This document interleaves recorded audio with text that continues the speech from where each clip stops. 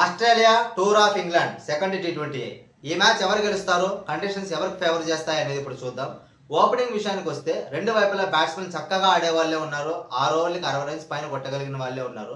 కానీ batting depth చూసుకుంటే Australia వైపు 6 నుంచి 7 నెంబర్ బ్యాట్స్మెన్ వరకు ఒక్కరే 60-70 రన్లు కొట్టగలిగిన శక్తి ఉన్న వాళ్ళు ఉన్నారు.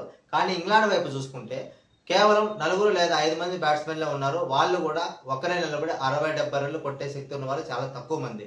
ఇంకా బౌలింగ్ చూసుకుంటే ఫాస్ట్ బౌలింగ్ లో ఇద్దరికి ఇంచుమించు సేమ్ క్వాలిటీ ఉంది. కానీ స్పిన్ విషయానికి వస్తే ఇంగ్లాండ్ వైపు 3 బౌలింగ్ ఆప్షన్స్ ఉన్నాయి. కానీ ఆస్ట్రేలియాకి జాంపా ఒక్కడే ఉన్నాడు.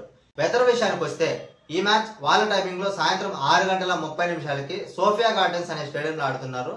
ఈ టైంలో అక్కడ వర్షం గానీ మేఘాలు కమ్ముకోవడం గానీ ఇలాంటివి ఏమి లేవు. దీని వలన పిచ్ అనేది డ్రైగా ఉంటుంది. ఫస్ట్ ఇన్నింగ్స్ లో ఫాస్ట్ బౌలింగ్ కి సహకరించదు, కానీ మ్యాచ్ ఆడే కొద్దీ స్పిన్ కి సహకరిస్తుంది. కానీ ఈ టైంలో వాళ్ళకి టెంపరేచర్ అనేది 15 నుంచి 16 డిగ్రీలు ఇలా ఉండి చల్లగా ఉంటుంది.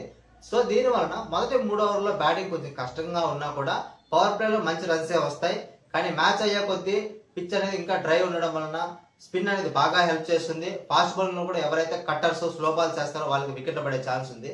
సో ఓవరాల్ గా చూసుకుంటే ఫస్ట్ ఇన్నింగ్స్ లో ఒక 170-180 రన్స్ అలా కొట్టే రేంజ్ లోనే ఛాన్స్ ఉంది.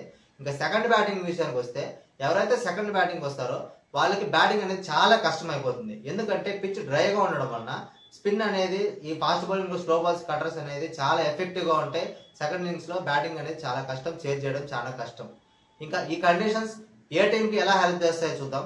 ఒకవేళ ఫస్ట్ ఇన్నింగ్స్ కానీ ఆస్ట్రేలియా ఆడిందంటే వీళ్ళకి బ్యాటింగ్ డెప్త్ అనేది చాలా ఎక్కువగా ఉంది.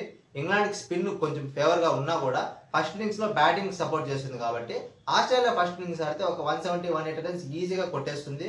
ఇంకా ఇంగ్లాండ్ కి బ్యాటింగ్ డెప్త్ కూడా అంత లేదు, ఆస్ట్రేలియా బౌలింగ్ కూడా పర్వాలేదు కాబట్టి ఈజీగా ఆస్ట్రేలియా గెలిచే ఛాన్స్ ఉంది. ఒకవేళ ఇంగ్లాండ్ కానీ ఫస్ట్ బ్యాటింగ్ ఆడిందంటే ఇంగ్లాండ్ ఖచ్చితంగా కండిషన్స్ యూజ్ చేసుకుని 170-180 అలా రన్స్ కొట్టాల్సిందే. అప్పుడు కొడితే వీళ్ళకి స్పిన్ అడ్వాంటేజ్ ఉంది కాబట్టి ఆస్ట్రేలియాకి బ్యాటింగ్ డెప్త్ ఉన్నా కూడా కంట్రోల్ చేసుకోగలుగుతారు. సో ఓవరాల్ గా చూసుకుంటే ఫస్ట్ ఇన్నింగ్స్ ఎవరు ఆడతారో వాళ్ళకి అడ్వాంటేజ్ ఉంది.